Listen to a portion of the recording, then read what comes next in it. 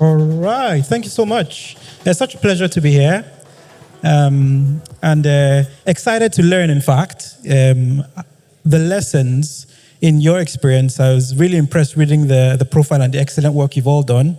So really looking forward to learning a lot. In the last panel, I think Takuma had spoken about how he feels like Africa and I think Nigeria is similar to where Japan was, say, some 70 years ago, right? So, 40 years ago, maybe. But anyway, some similarities from the past. So we'd like to get from your experience, what was that journey like? What are the cultural contexts that are potentially similar from back then? How did you navigate that scaling a business from 0 to 1? Start from you, Asuka, I guess. Yeah. So should I talking about the startup business or should I talk about the 7 years ago business? Absolutely, yes. Whichever you think is best.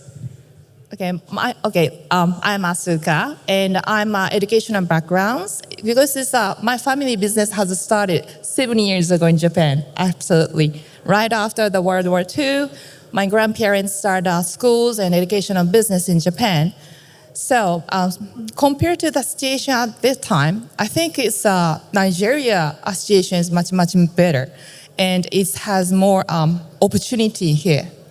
And in terms of the startups, 25 years ago, after I came back from America, the US, I figured out that there was not no ecosystem of the startups in Japan, especially in Tokyo. So I decided to do starting the incubation center in Tokyo, and as well as I collect some money from the investors and do the starting investing in Tokyo as an investor. And since then, at the time, Japan has systems and investors or VCs and nothing at that time. And compared to that, I think Nigeria has a lot of opportunities and already landscapes and especially I see a lot of entrepreneurs already here. So I think is that what you call the leapfrogging? What do you call? Yeah, the situation is totally different and see more opportunity in Nigeria. Okay, that's excellent to hear. So you think we're maybe a little bit ahead from what it was back then? Mm-hmm. Yeah, great. Well, ask yourself then, what sort of local challenges did you have back then or starting in your own experience? There's a mic. Yes, Whiplus, please. So I'm Whiplus, around the largest startup conference in Japan. And if you would like to join us next year, please let me know. Okay. So IBS is a long conference, which has getting back to 2007. So it was from 50 people and to about 500 people until 2021. But when I joined from 2022, we want to make it bigger. So, and now it become more than 10,000 people. So it's totally different event. So what we struggle is we don't really want to, we have so many conferences in the world, right? We have CES, we have Web Summit, but we really don't want to make any conference like those normal conference. We want to make a conference with really connecting investors and entrepreneurs from all worldwide. So I just want to introduce one point is we are one conference, but also including 500 events. So we call it side events. So we're not choosing the location in Tokyo, but we moved the location actually outside of Tokyo to smaller cities. Recently, we based in Kyoto because it's right a city as a size for people to communication, not at daytime, but also in the nighttime. So people mingle around, coming to cafes, bars, temples, and Riverside to talk together and having events. So I believe this kind of communications, like informal communications, or what people say on conferences, can bring all the participants more closer and to really create a common experience for those participants to bring them hearts closer. So that's. So we want to do a conference not organized by us, but more about a protocol to let all the stakeholders to have a fair and equal relationships to give and take, and to bring the whole community and ecosystem better. Okay, thank you so much. So I'm hearing a lot about ecosystem, community, and how that's been built over the years. Ugochukwu, in your experience here, how have you seen the challenges, especially thinking about the ecosystem support going from 0 to 1? Okay. Yeah, so ecosystems are really important. For us as a company, we started here in Nigeria, in Enugu to be precise. And one thing I can tell you is that over the years, the ecosystem has evolved. When you come to Lagos, seeing what it is, it's really important to have very big and strong ecosystems. Well, one thing I've also learned over the years is that in as much as we're evolving, most people, or should I say most companies in the ecosystem are also being, I'm looking for the best word to describe it, somewhat, stretched beyond their, capacity because of some of the challenges that are being faced in, the nation. That's why I think the first panel session that we had, that was had here, I think the Japanese speaker said something about, building and having that thing in your DNA to expand to different parts of the world. I think the past month, I spent it in New York. And why did I spend that long there? Because I just wanted to see how to expand and have local operations in America, right? We're a company that started here, but you need to be able to connect to other ecosystems. You need to plug into other markets. And also, ecosystems will grow when companies that are in those ecosystems perform or grow very well. It's always nice to have external investors. It's great to have different people come and invest in your ecosystem, but it's even better when you have local people from those ecosystems invest in those ecosystems and to see them thrive. America is the way it is today because it has a lot of risk capital, right? And the ecosystem there is just insane. Silicon Valley is crazy. And you have existing people like Mark, you have Jeff, and a couple of other guys consistently writing checks and improving companies within that ecosystem. They would not necessarily prefer to invest in people they understand, but that's just the way it is. They would write checks to those people first. People might not even pitch just out of reference. They just invest in them rather than maybe someone who is typing 1,000 emails, right? Cold emails to investors in Silicon Valley. They will most likely not even read the email. So I think ecosystems are important. And for us, it has helped. And one of the things we're even trying to do now is to support as many startups as possible through maybe small checks or direct introductions to investors that we know, because that's the only way we can thrive and grow as an ecosystem. Thank you. Absolutely. Thank you so much. And I think you hit on a key point there around sort of local investments, right? And people writing checks locally. Asuka, I'll come to you and would like to understand from your experience, you've done a lot of angel investing, right? You do.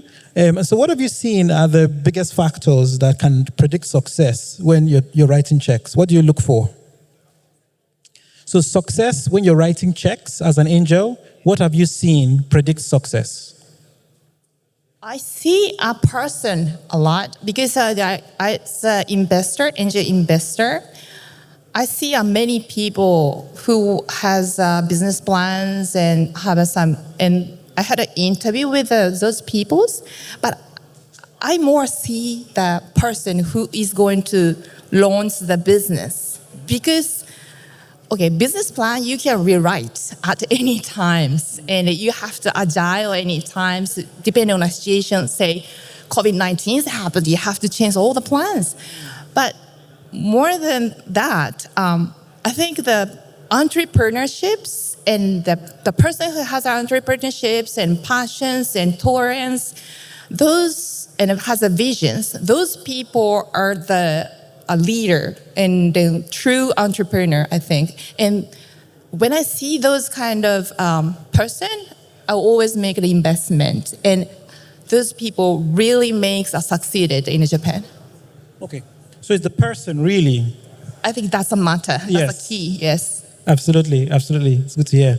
And Ugo, what do you think then about people? So, talent is key, right? And Asuka said about people. How have you navigated managing people and finding talent? Yeah, I think I agree with her. The person comes first. I mean, even when I work with people, like the employees we have, one thing I've realized over the years is that, because people usually ask me, okay, based on the kind of products we build, they're really difficult, and it requires a ton of research, years of research. It's not just something you whip up, in a whim and just appears, right? So most people ask me, how do you hire these talents? And the good thing is that these talents are local, right? So they are here in Nigeria. But one thing I've also realized is that most of these talents come when they see people building something exceptional, something different. You might put out a job post and get people who just want to make money. I mean, people who want to earn a big paycheck. But then when you're building something really different, you realize that most of these really brilliant minds, they will actually come and talk to you, even without you putting out the job post. They can send you a message and all that. And that's one thing we've seen that has worked over the years for us, right? We've been able to attract really brilliant people over the years locally. And now for founders, I also interact with a lot of founders, right? And it's also about them. Because I tell them, look, it can get to a point where your product will not work. It has happened to us like twice. One of our products, we woke up one day and Google and Apple switched off some core operating system functions, and our company died instantly. Like, you wake up and your company is dead. And what do you have to do? You have to go back to the drawing board and build an entirely new system that is independent of these big tech companies. And we did all those things. And you see, most people will just lie down and die and say, do you know what, we're done. So you need the founder, because it's not just the product. The product can fizzle away, can disappear, but the founder needs to be able to just keep going. And if you have employees that can also keep going with you, then I think you have the most valuable resources in the world. Yeah. Absolutely. Thank you so much. Very well said, Ugo. We haven't got much time left, but Whiplus, I'm not going to leave without asking you about thinking globally. You have done a lot of work with conferences, attracting a lot of global interest. And I think here in Nigeria, certainly, our view is, how do we build for the world? So really quickly, give us a sense of what you've learned and what we can take from that in trying to build globally. Okay, good question. Actually, it's my first time to Africa. And on the first day I landed in Nigeria, I went to Balogun Market. Wow. To see what is happening must here. Must have been intense. And I was seeing people I think they're fighting for life. A lot of products, a lot of people who want those products.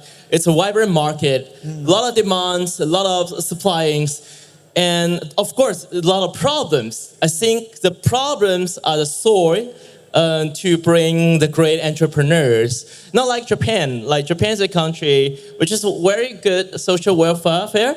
If you become an employee in a company, you cannot be fired. So that's why people not choose to take a risk to become entrepreneur. So to become a very successful entrepreneur, the first thing I think, I really love the Ugo said, first principle, you have to have your first principle. You have to have the problem which you really think that is the problem.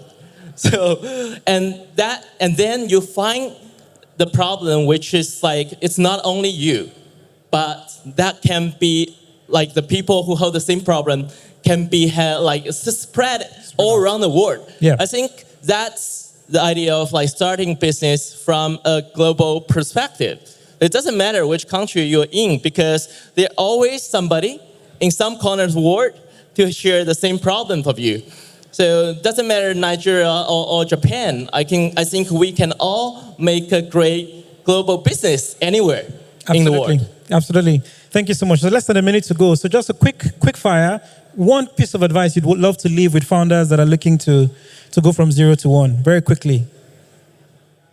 Asuka, we'll start from you. Very quickly, one piece of advice. You get ready, guys? So once again, I think the person is securing a talent person is a key. And And as an entrepreneur, I think having a passionate and visions to share the teammate is important, I think. Thank you. Ugochukwu?